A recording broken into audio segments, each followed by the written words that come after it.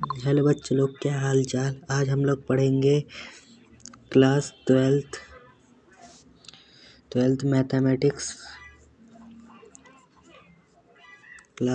Mathematics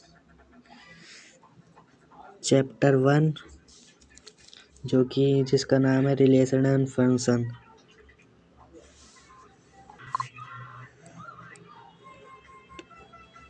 relations and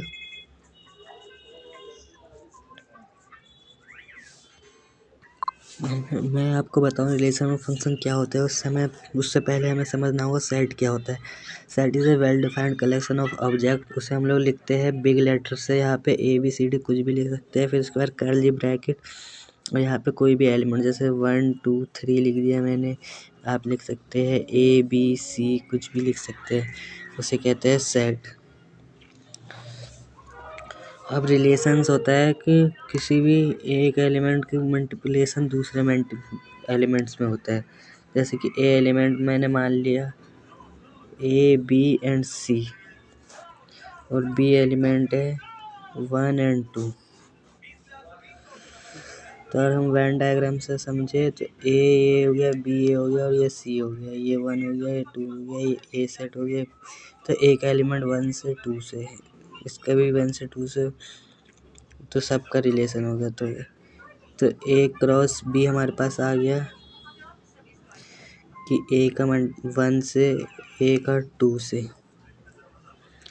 B का 1 से, B का 2 से, C का 1 से, C का 2 से आ गया। तो अब रिलेशन हमारा होता है, relation is a subset of A cross B। Subset का मतलब होता है, जैसे R को हमने मान लिया कि एक मतलब पाई है, यह R हो गया। इसमें से कोई भी एक सेट उठा लेंगे, 1 1 ऐसे, 1 2 1 2 ऐसे करके बहुत सारे सेट्स बन जाएंगे। तो एक आता है नंबर ऑफ रिलेशंस, क्वेश्चन आता है, तो उसके आंसर होता है 2 m इंटू n। और नंबर ऑफ m होता है number of element A equals to m, number of element B equals to n होता है। अब जो हम लोग क्वेश्चन निकाला उसमें अगर नंबर ऑफ एलिमेंट निकालेंगे तो देखेंगे कि ये 1 2 3 और ये 1 2, तो 3 इंटू 2 हो जाएगा। 3 इंटू 2 मतलब कि हो जाएगा 2 की पावर 6, मतलब 64 हो गया। अब इसके बाद हम लोग पढ़ेंगे टाइप्स। और जो हम लोग क्लास 12 में रिलेशन और फंक्शन का पढ़ेंगे वो A की मल्टीप्लाई A से ही होगा, मतलब उसी का रिलेशन उसके खुद से ही होगा। अब हम लोग पढ़ेंगे types of relations. Type of relation, तो 3 टाइप्स ऑफ रिलेशंस होते हैं, फर्स्ट सेकंड और थर्ड। फर्स्ट होता है रिफ्लेक्सिव रिलेशन,